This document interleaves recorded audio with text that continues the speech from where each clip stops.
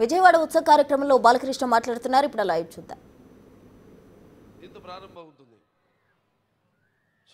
దేవీత్వం భక్తుడిపే సర్వకార విధాయిని కలో ఈ కార్య సిద్ధార్థముపై బిరుయత్నత శ్రోదేవి పరవక్షామి గుంజికా స్తోత్రమంతం మేన ప్రభావిణ జండి చాప శుభ భవేత్. అటువంటి సర్వంగళ మంగళే శివే సర్వార్థ సాధికే శరణ్య త్రయంబకే గౌరీ నారాయణి నమోస్తుతే సర్వబాధ ప్రశమనం త్రైలోక్య శైక్లేశ్వరి ఏవమేవ త్వయా కార్యమస్వద్వైరి వినాశనం. అటువంటి ఆ ఇంద్రకీలాదులు వెలిసిన ఆ దుర్గమ్మ ఆశీస్సులు అందరిపైన ఆవిడ కరుణా కటాక్ష వీక్షణాలను ప్రసరింపజేయాలని ప్రార్థిస్తూ, మరి ఈనాడు ఈ యొక్క శరన్నవరాత్రులు సందర్భంగా మొన్ననే ఈ యొక్క ఇది సాంస్కృతిక వేదిక, ఇంతకుముందు ఇది 5వ సభ ఇప్పుడు జరిగేది. అంటే ఇంతకుముందు పున్నమి ఘాట్ దగ్గర ప్రారంభించి ఈనాడు ఇక్కడ ఈ సాంస్కృతిక కార్యక్రమం అది 11 రోజులు జరుగుతుంది. ఇదేమో 46 రోజులు ఈ యొక్క కార్యక్రమాన్ని ఏర్పాటు చేయడం జరిగింది. ముందుగా మరి శరన్నవరాత్రులు అనగానే ముందు మనకి ఈ యొక్క శ్రీ లలిత త్రిపుర సుందరితో మొదలయ్యి దాని తర్వాత గౌరీమాత అయితేనేమి, అలా ఈ చివరికి మహిషాసుర మర్దినితో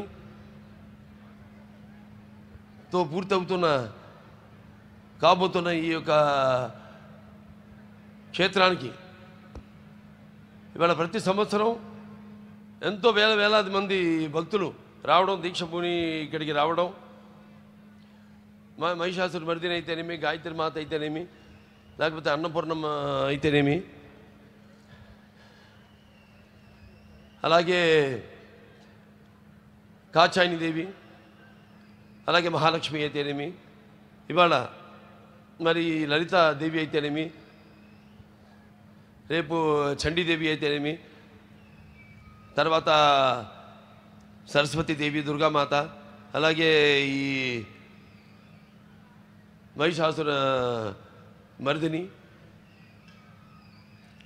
ఇలా ఈ 11 రోజులు 11 అవతారాల్లో ఆవిడని అలంకరించి జరుపుకుంటున్న ఈ యొక్క తరుణంలో, అలాగే ఈ యొక్క రాష్ట్రం విజయవాడ వైబ్రెంట్గా ఈనాడు ఇక్కడ ఈ యొక్క సాంస్కృతిక కార్యక్రమాన్ని ఇంత అద్భుతంగా ఏర్పాటు చేసినందుకు అంటే సంకల్ప బలియే ఉంటాం. మనం చేసే మంచి పనైనా ఆ ప్రకృతి అలాగా దేవుళ్ళందరూ సహకరిస్తారని ఎంత అద్భుతంగా ఈ కార్యక్రమం ఈరోజు చూస్తున్నాం మనం. ఎప్పటికప్పుడు ప్రతి వాళ్ళల్లో ఒక భయం, ఎప్పుడు ఎక్కడ వర్షం పడుతుంది, ఎక్కడ ఏ ఆటంకం కలుగుతుంది కార్యక్రమాలకని. అటువంటిది ఆ దేవి కృప వల్ల అంత దిగ్విజయంగా విజయవంతంగా జరుగుతుంది ఈ కార్యక్రమం. అంతే సంకల్ప బలీయం అంటాను. అలాగే చతుర్షష్ఠి కళలకు గానం చేయని మన భారతదేశం ఆ కళల వెలుగును ప్రపంచం నలుమూలలా ప్రసరింపజేసి మన దేశ ఔన్నత్యాన్ని చాటి చెప్పడానికి దోహదపడిన ఎందరో మహానుభావులు పుట్టిన మన భారతదేశం నిజంగా కళాఖండ దేశం అని చెప్పుకొని గర్వపడాలి. నిజమే, మన దేశం గొప్పదే, కళ గొప్పదే, కళకి చావు లేదు. అటువంటి కళలను పునరుద్ధరించడానికి నేటి తరం వాళ్లకు తెలియజేయడానికి ఈనాడు వాళ్ళ కృష్ణా జిల్లాలో ఇక్కడ జరుపుకుంటున్నాం. కానీ మన కృష్ణా జిల్లా మన చుట్టుపక్కల చూస్తే మళ్ళీ కూచిపూడి ఉంది, అలాగే ఈ మన ఈ బొమ్మలు తోలుబొమ్మలాటలకి అయితేనేమి అన్నిటికీ ఎంతో ప్రసిద్ధమైన మన ఈ కృష్ణా జిల్లా, అందున ఇక్కడ విజయవాడలో ఈ కార్యక్రమం జరుపుకోవడం అంటే ఇక్కడ ముఖ్యంగా చెప్పారు సినిమాలకు కూడా ఇది ఒక కేంద్ర బిందువు అని. విజయవాడ నాకు ఆ రోజులు గుర్తొస్తాయి. నేను అప్పుడు ముఖ్య కేంద్రంగా ఉంటూ ఇక్కడి నుంచే పంపిణీదారులు అయితేనేమి, లేకపోతే సినిమా యాజమాన్యం వారు అయితేనేమి ఎంతో ఈ సినిమా పరిశ్రమలో ఎంతో ముఖ్యమైన పాత్రను పోషించి ఈ యొక్క సినిమా ఒక పరిశ్రమకు అభివృద్ధి కోసం ఎంతో వాళ్ళు తోడ్పడ్డారు. అలాగే నేను ఇక్కడ ఎన్నో ఉత్సవాల్లో అంటే దుర్గమ్మ మాత జరిగిన ప్రతి ఈ యొక్క శరన్నవరాత్రుల్లో పాల్గొనడం అయితేనేమి వీటిల్లో, అలాగే మానవ సేవే మాధవ సేవ అంటాం. అలా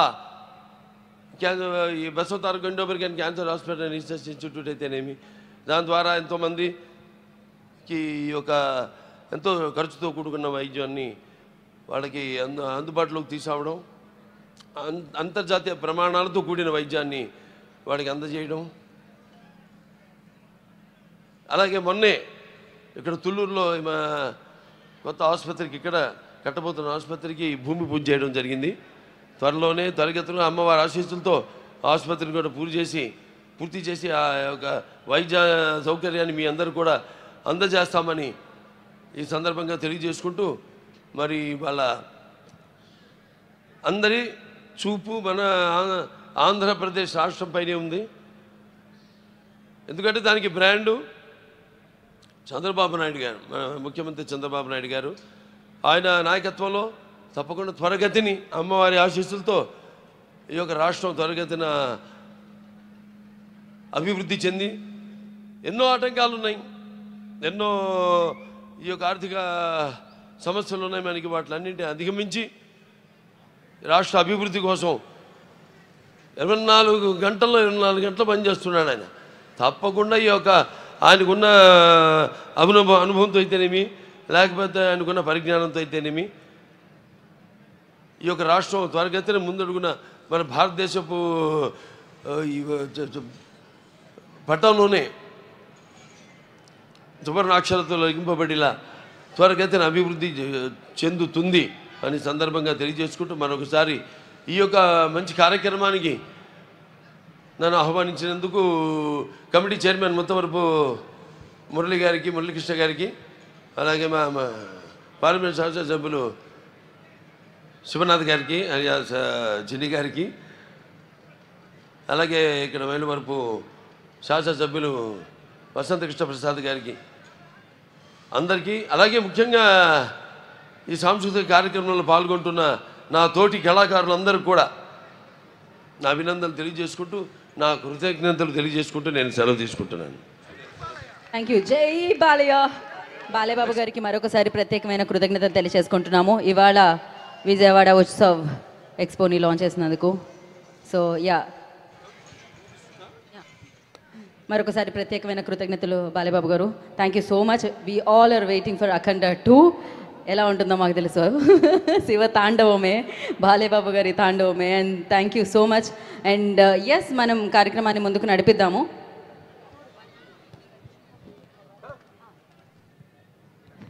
సో ఎస్, అలాగే వసంత కృష్ణ ప్రసాద్ గారు, ఎమ్మెల్యే గారు, వారికి కూడా ప్రత్యేకమైన కృతజ్ఞతలు తెలియజేసుకుంటున్నాము. ఎంపీ గారు కేసినేని శివనాథ్ గారికి మరొకసారి ప్రత్యేకమైన కృతజ్ఞతలు తెలియజేసుకుంటున్నాము.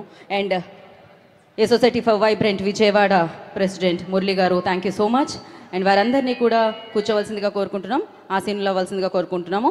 అండ్ దాని తర్వాత మన ప్రోగ్రామ్ని కంటిన్యూ చేద్దామండి. అఫ్ కోర్స్ ఫస్ట్ ఒక క్లాసికల్ పర్ఫార్మెన్స్ని చూద్దాం. దాని తర్వాత సునీత గారు మన live concert, musical live concert Sunitha గారిది మనం చూద్దాము. బట్ బిఫోర్ దాట్ మరొకసారి ప్రత్యేకమైన కృతజ్ఞతలు నందమూరి నటసింహం హిందూపూర్ ఎమ్మెల్యే గారు, మన నందమూరి బాలకృష్ణ గారికి మరొకసారి ప్రత్యేకమైన కృతజ్ఞత.